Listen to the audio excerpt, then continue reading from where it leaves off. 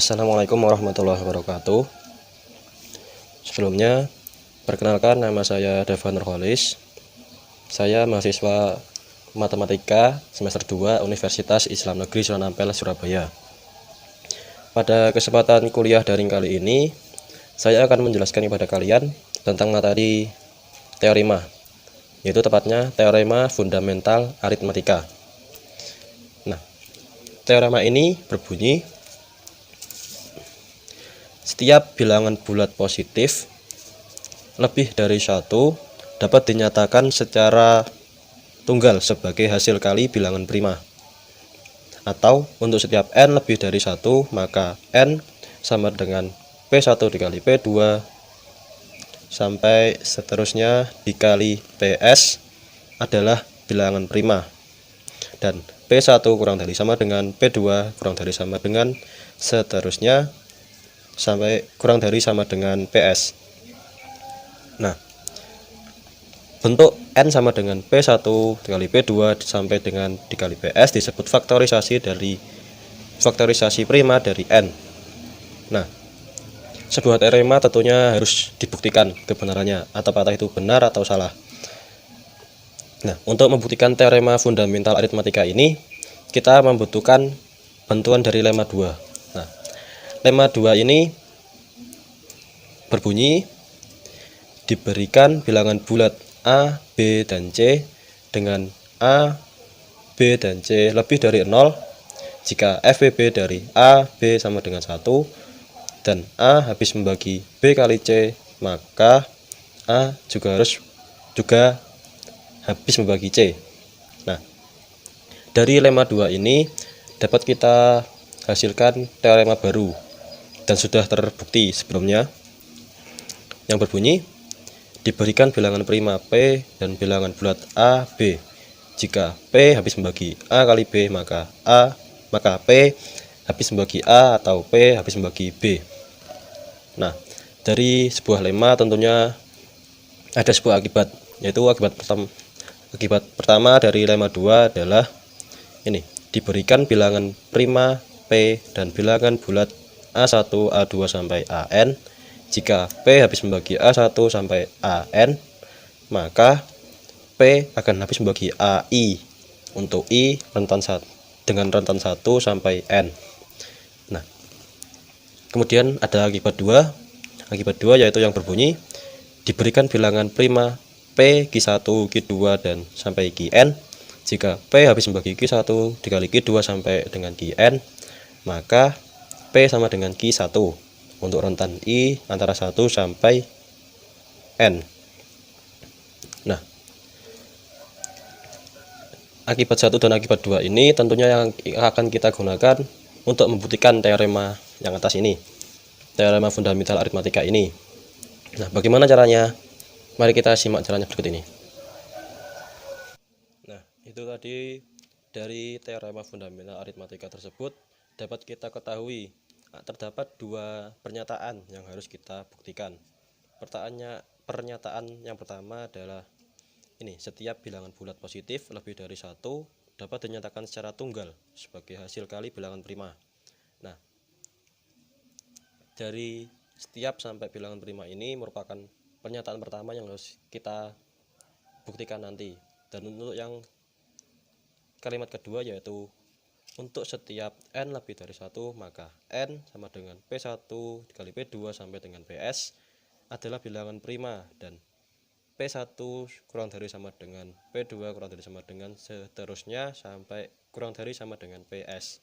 Ini untuk kalimat yang kedua yang harus kita buktikan nanti. Terdapat dua langkah untuk membuktikan.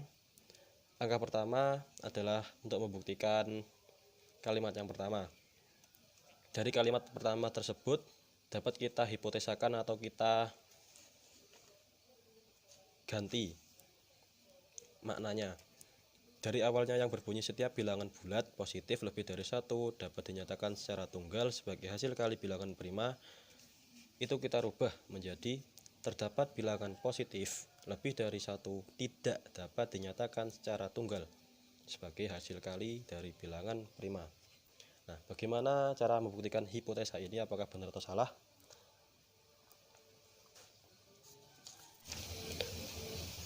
Untuk membuktikan pernyataan ini benar atau salah, kita baca ulang ya. Terdapat bilangan positif lebih dari satu tidak dapat dinyatakan secara tunggal sebagai hasil kali bilangan prima. Yang disebut bilangan positif ini anggap saja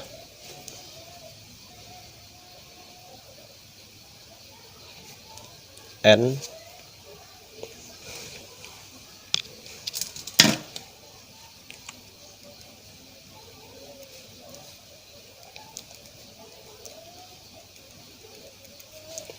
kita anggap n bilangan positif ya. Nah, maka karena dia bukan merupakan hasil kali dari bilangan prima, n adalah bilangan komposit. Sama dengan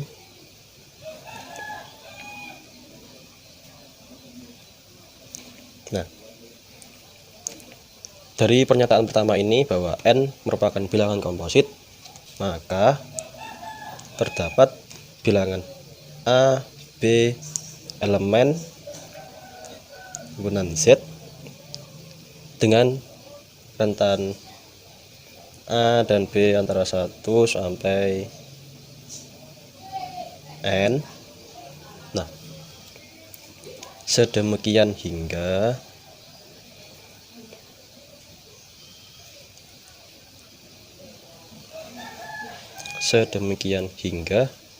N adalah hasil kali dari A dan B. Kita anggap ini adalah persamaan yang pertama. Nah, dari lemma 1 dari lemma 2 tepatnya, yaitu yang akibat pertama,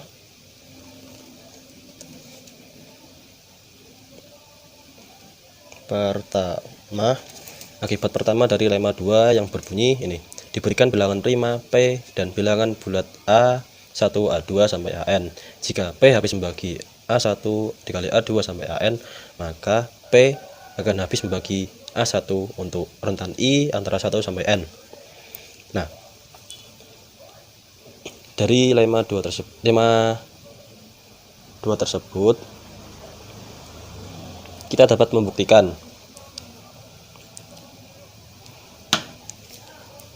karena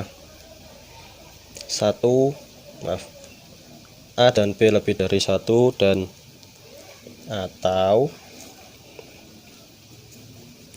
A dan B ini lebih dari 1 gini ya, maka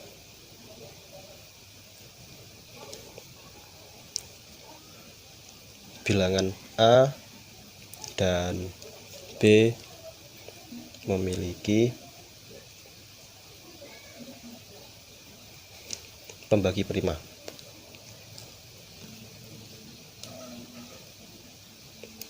Nah,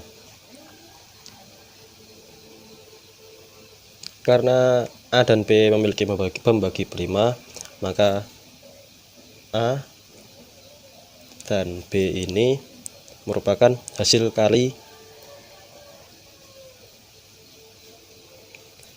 dari bilangan prima. Nah, dari pernyataan sebelumnya, yaitu persamaan pertama ini coba kita turunkan. Persamaan pertama yang berbunyi N sama dengan A kali B. Nah, dari pernyataan atasnya ini yang berbunyi A dan B merupakan hasil kali dari bilangan prima, ini merupakan terjadi kontradiksi dengan apa yang kita hipotesakan, yaitu sebelumnya yang ini terdapat bilangan bulat positif lebih dari 1 tidak dapat dinyatakan secara tunggal sebagai hasil kali bilangan prima. Nah, maka terjadi kontradiksi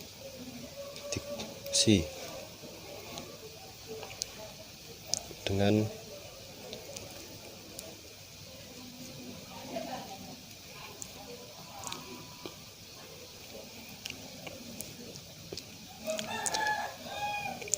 karena terjadi kontradiksi, maka hipotesa ini bernilai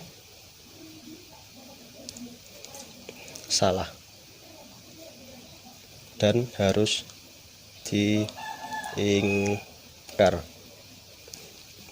Karena salah dan harus diingkar, maka terbukti bahwa pernyataan sebelumnya yang berbunyi setiap bilangan bulat positif lebih dari 1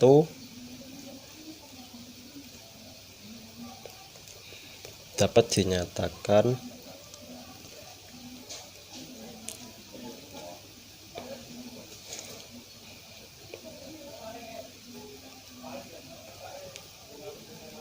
secara tunggal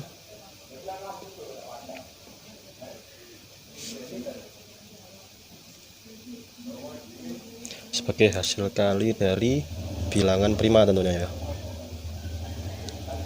Nah, bahwa pernyataan ini terbukti benar karena apa yang kita sudah hipotesakan ini bernilai salah, maka pernyataan ini terbukti benar. Selanjutnya, untuk membuktikan teorema fundamental aritmatika untuk yang kalimat kedua, kita gunakan hipotesa juga.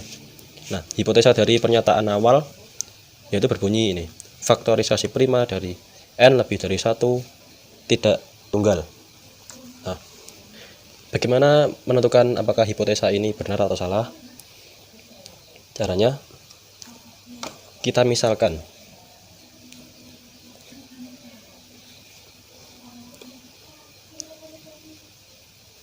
N1, P1, P2, seterusnya sampai PS, dan N2, Q1, Q2 sampai QT. Maka dapat kita simpulkan bahwa S akan sama dengan T tentunya ya. Terus selanjutnya akan kita gabungkan persamaan 1 dan 2. Nah, yang akan menghasilkan P1 dikali P2 seterusnya sampai PS sama dengan Q1 dikali Q2 seterusnya sampai QT. Nah, berdasarkan akibat 2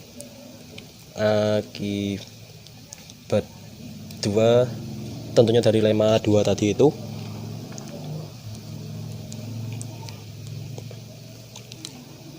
akibat lemma 2 yang berbunyi bahwa PR akan sama dengan QI untuk I rentan 1 sampai dengan T. Nah, selanjutnya kita misalkan lagi. Nah, kan ini tadi I-nya antara rentan 1 sampai T.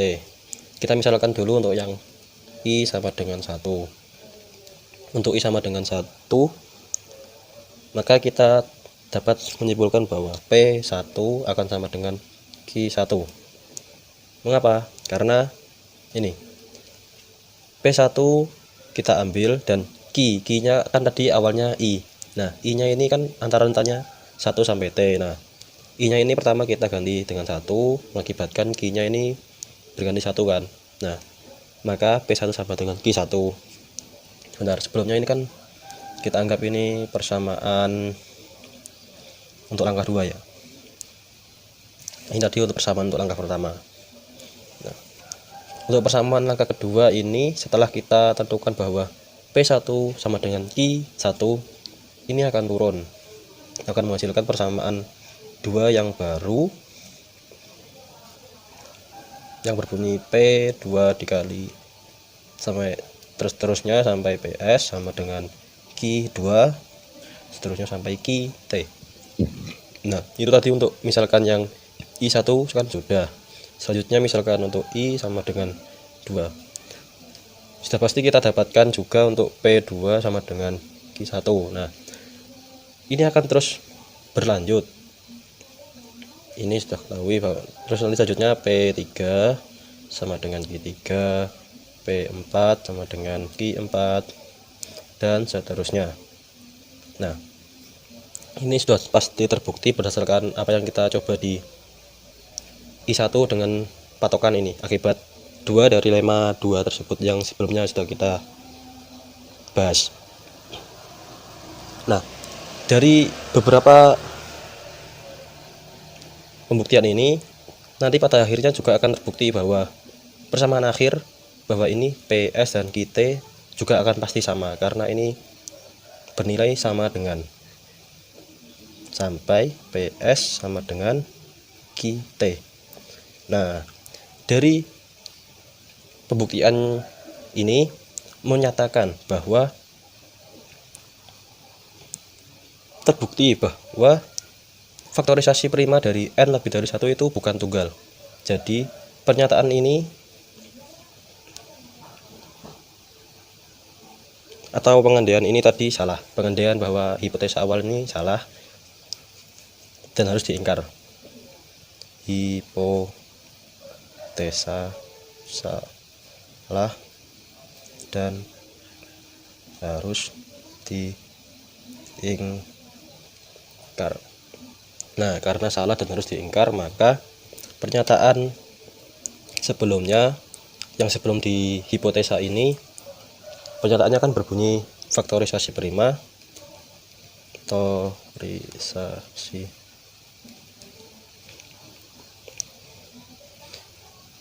dari n lebih dari 1 bernilai tunggal. Membuktikan bahwa pernyataan ini benar atau terbukti. Nah, itu untuk membuktikan dari teorema fundamental sebelumnya. Jadi kesimpulannya, kan teorema fundamental ini terdapat 2 pernyataan. Nah, keduanya itu harus kita buktikan.